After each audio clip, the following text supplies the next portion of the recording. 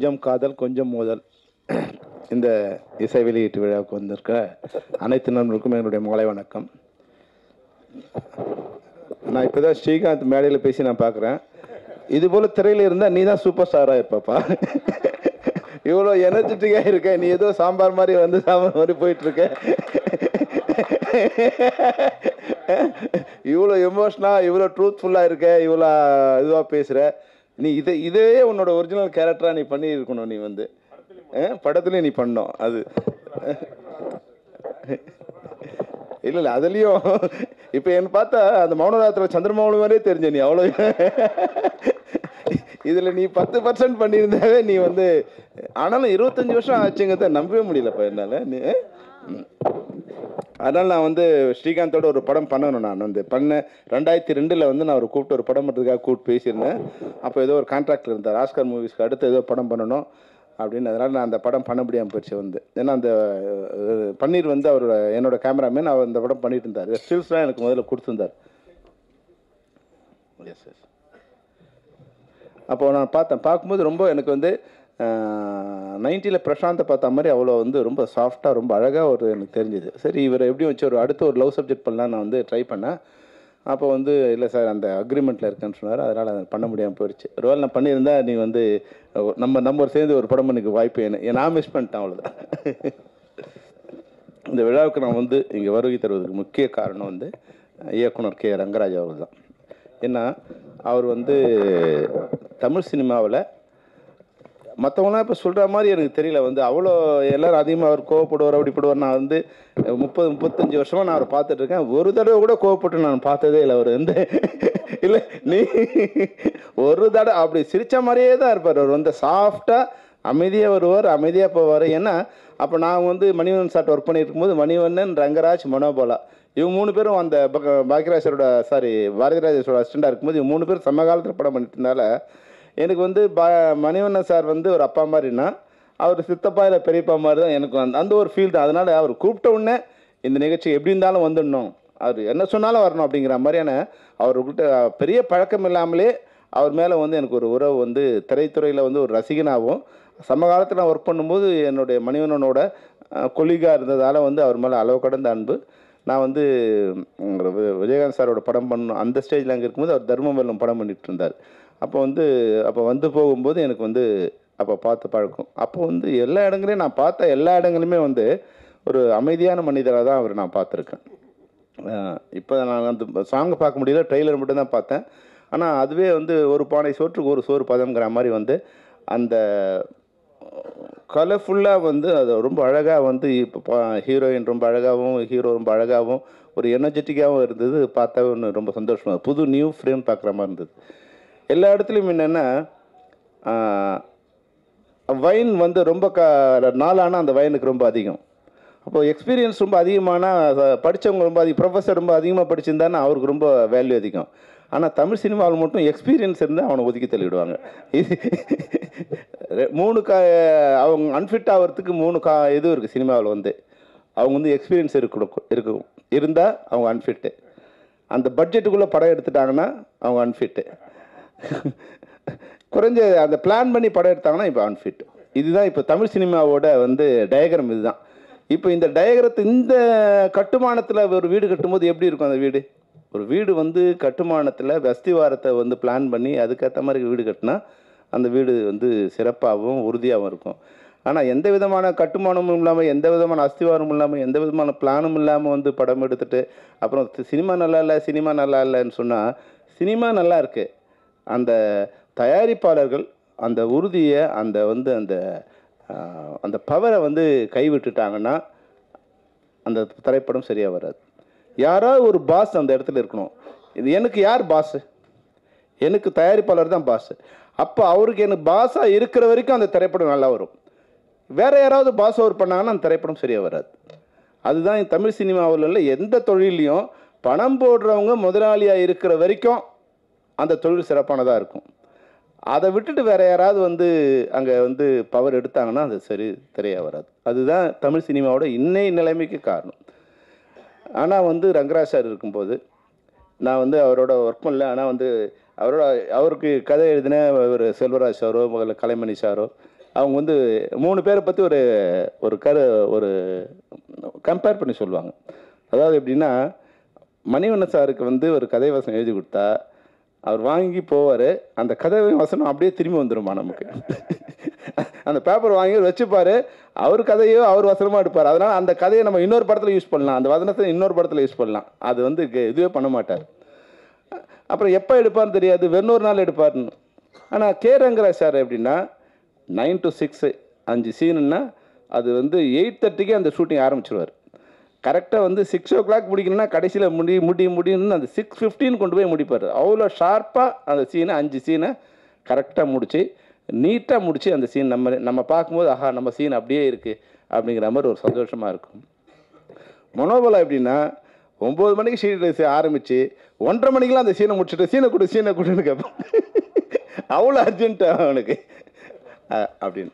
அது இன்னும் கொஞ்சம் நேரம் எப்படி இருந்தாலும் இல்லாட்டி பேக்கப் பண்ணணும். அப்போ எப்படி இருந்தாலும் 5 சீன் தான் எடுக்க வரோம்னா அந்த 5 சீனை இன்னும் கொஞ்சம் நேரம் ஒர்க் அவுட் பண்ணி இன்னும் மெதுவாக எடுக்கலாம் அப்படிலாம் இல்லை. அந்த அடிப்படையில் எடுக்கணும் எடுத்துகிட்டே இருப்பாங்க அப்படிங்கிற மாதிரி. அப்போது முதல்லையே நான் சொல்கிறது 30 வருஷத்துக்கு முன்னாடி நான் உதவி இயக்குனராக இருக்கும்போது ரங்கராச்சாரியனை பற்றி ஒரு அளவீடு என்னென்னா, அந்த சரியான நேரத்தில் சரியாக திட்டமிட்டு மிக சிறப்பாக செய்யக்கூடிய வெற்றி தோல்விங்கிறது வந்து வாழ்க்கையில் யாராலும் முடிவு பண்ண முடியாது.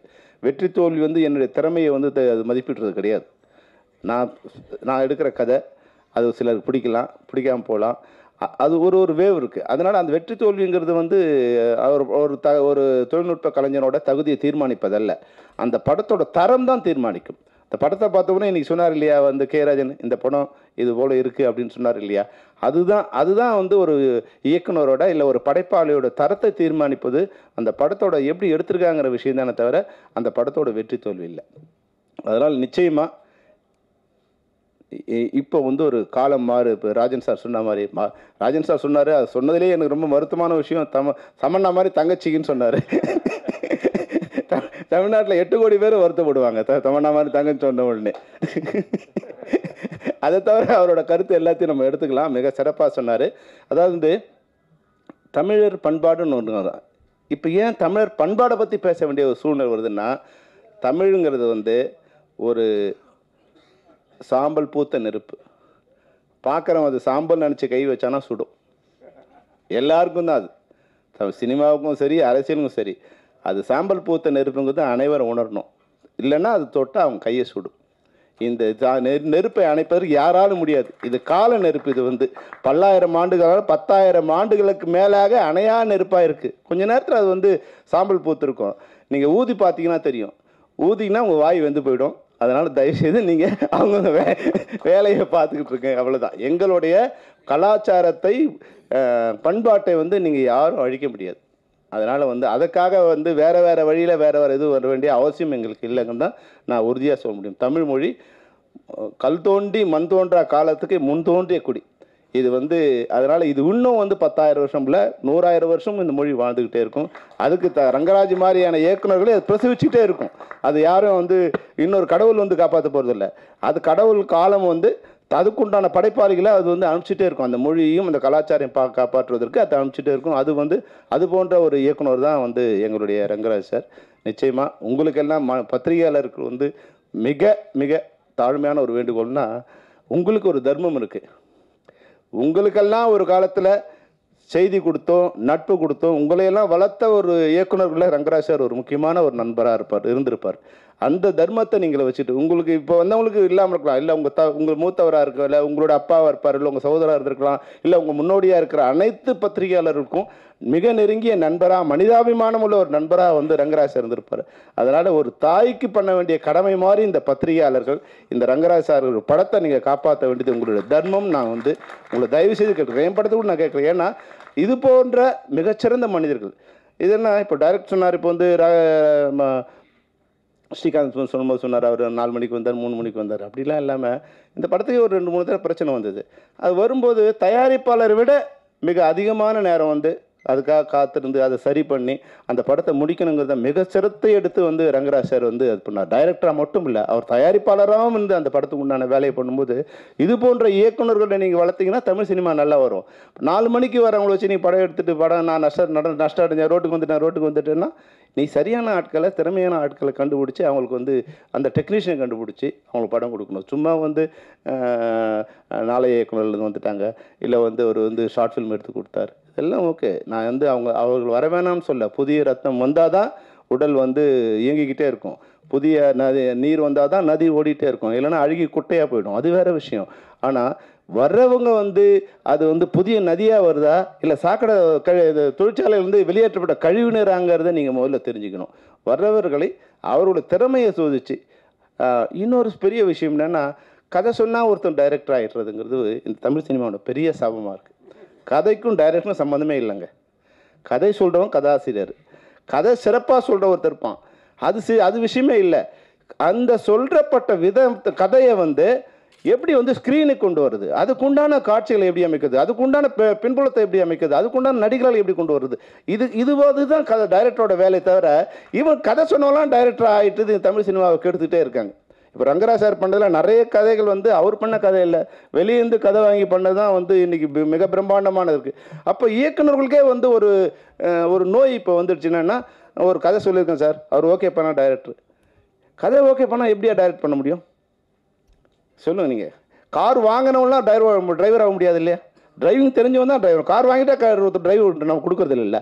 அப்போ எல்லாத்துக்கும் தராதரம் பார்த்து நம்ம பண்ணுறவங்க வந்து டைரக்ஷன் கூட இன்றைக்கி வந்து அவங்களுடைய இது எப்படி கொண்டு அந்த ஆன் பட்ஜெட்டில் கொண்டு வர முடியுமா? ஒரு கதை வந்து மணிரத்னம் சார் வந்து பொன்னியின் செல்வனை வந்து 120 நாளில் 2 பார்ட்டும் படம் முடிஞ்சது.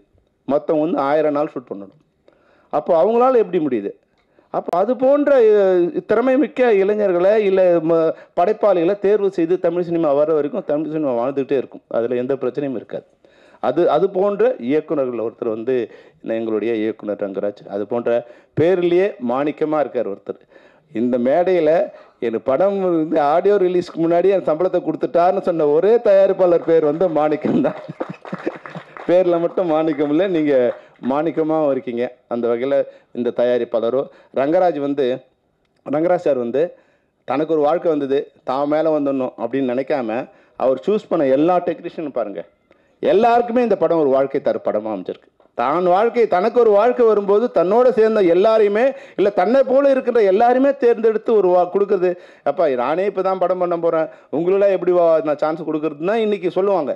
ஆனால் அது போல் இல்லாமல் எல்லா கலைஞர்களையுமே, எல்லா தொழில்நுட்ப கலைஞர்களுமே திறமையானவங்கள வந்து அவங்க வந்து மார்க்கெட் இல்லைங்கிற காரணத்துக்கெல்லாம் அவங்க நிராகரிக்காமல் யார் திறமையானவங்களோ, தாமோதர்லேருந்து ஆர்கே சுந்தர்லேருந்து எடிட்டர்லேருந்து எல்லாரையுமே வந்து தேர்ந்தெடுத்து உங்களுக்கு வந்து கொடுத்துருக்காருன்னா அது ரங்கராஜ் சாரோட நம்பிக்கை, தைரியம்.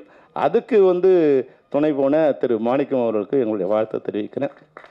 அதுபோல் வந்து நிச்சயமாக ஹீரோயின் உண்மையிலே ரொம்ப அழகாக இருக்காங்க. அவங்க படத்தில் விட நேரில் பார்க்க அழகாக இருக்காங்க.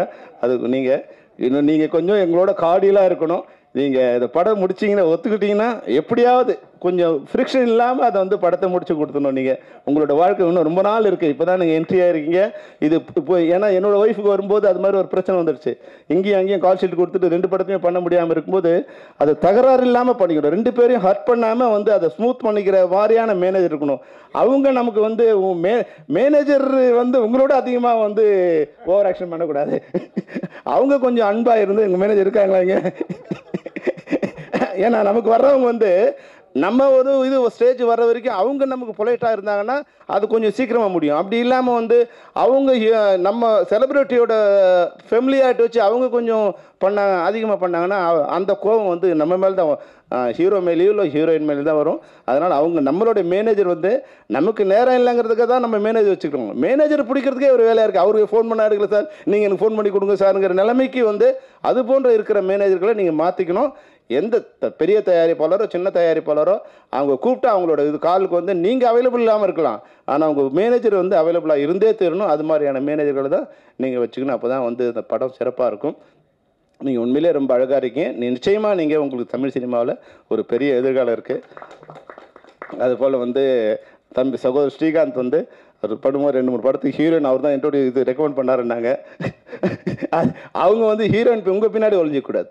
அதான் வந்து ரெக்கமெண்ட் பண்ணலாம், பரிந்துரைக்கலாம். ஆனால் யார் பின்னாடி யார் ஒழிஞ்சிக்கூடாது. அந்த டைரக்டருக்கு அந்த ப்ரொடியூசருக்கு அவங்க கொடுக்க வேண்டிய வேல்யூ கொடுத்துட்டே இருக்கணும்.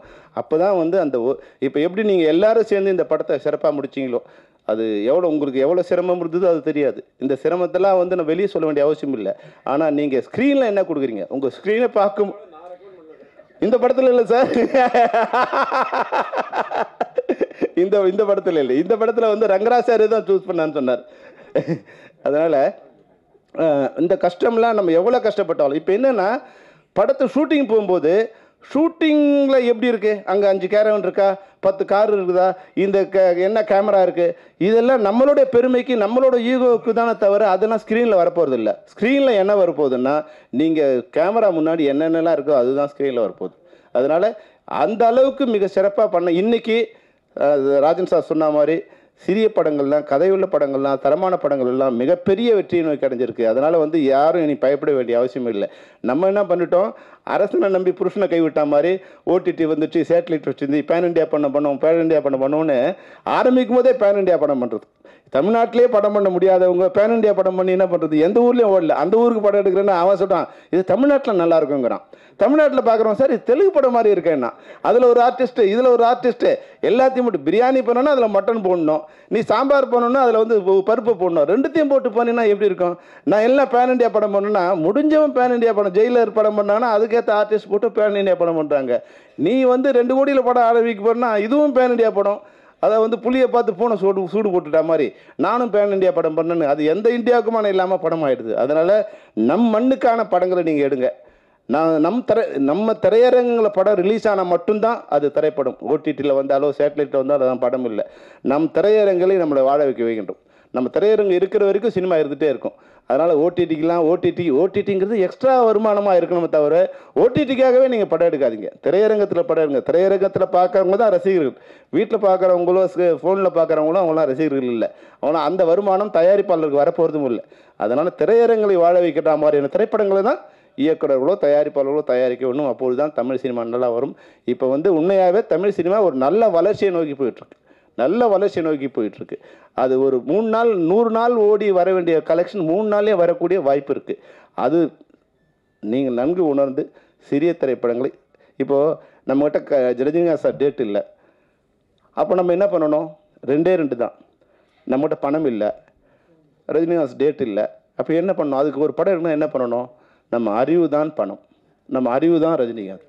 அதை சரியாக வச்சு நீங்கள் சரியான கதையை நீங்கள் பண்ணிங்கன்னா அந்த படம் அதோட காம்படிட் பண்ணக்கூடிய ஜெயிக்கக்கூடிய ஒரு நல்ல வாய்ப்பு தமிழ் சினிமாவில் இன்றைக்கி இருக்குது. நீங்கள் இன்றைக்கி படம் எடுத்தீங்கன்னா உலகத்தில் இருக்க எல்லாரும் படம் பார்க்கக்கூடிய விரும்புகிறாங்க. தமிழ் படத்தை உலகத்தில் இருக்க அனைவரும், தமிழ்நாட்டில் மட்டும் இல்லை, தமிழ் படமாக பார்க்க விரும்புகிறாங்க. அவங்களுக்கு படம் பார்க்க அவங்க படத்தை எடுக்க அவங்க விரும்பலை. நீ இங்கிலீஷ் படம் மாதிரி நான் இங்கிலீஷ் படம் மாதிரி எடுத்தலாம் இனிமேலாம் அந்த பருப்புலாம் வேகாது. இங்கிலீஷ் படத்தை நாங்கள் எங்கள் வீட்டில் நாங்கள் இங்கிலீஷ் படம் பார்த்துருப்போம். தமிழ் படத்தை பாருங்கள். தமிழ் படத்தை தமிழ் படமாக உலகம் முழுக்க பார்க்க உலகத்தில் இருக்க அனைவரும் தயாராக இருக்காங்க. அதனால் சிறந்த தமிழ் படங்களை நீங்கள் தயாரிக்க வேண்டும், இயக்க வேண்டும். இது போன்ற கொஞ்சம் காதல் கொஞ்சம் முதலிலே வந்து அதனுடைய டைட்டிலே வந்து அந்த கதையை கொஞ்சம் சொல்லிட்டாரு. சச்சம்மா கொஞ்சம் கதையை சொல்லியிருக்காங்க. நிச்சயமாக காமெடியும் சரியான பாடலும் இருந்தால் நிச்சயம் அந்த படத்துக்கு ஒரு மினிமம் கேரண்டி இருக்கும். பாடல் வந்து நல்லா இருக்குன்னு சொன்னாங்க. அந்த வகையில் இந்த படம் மிகச்சிறப்பான வெற்றி கொடுத்து, அப்போ கேரங்க இது பண்ணார்னா பக்கத்து இலைக்கு பாயாசமாக இருந்தால் அடுத்து நானும் படம் பண்ண வந்துடுவேன். இந்த படம் வெற்றி அடைய வேண்டும் என்று ஒரு சின்ன சுயநலத்தோடும் உங்களை எல்லாம் வாழ்த்தி விடைபெறுகிறேன். நன்றி, வணக்கம்.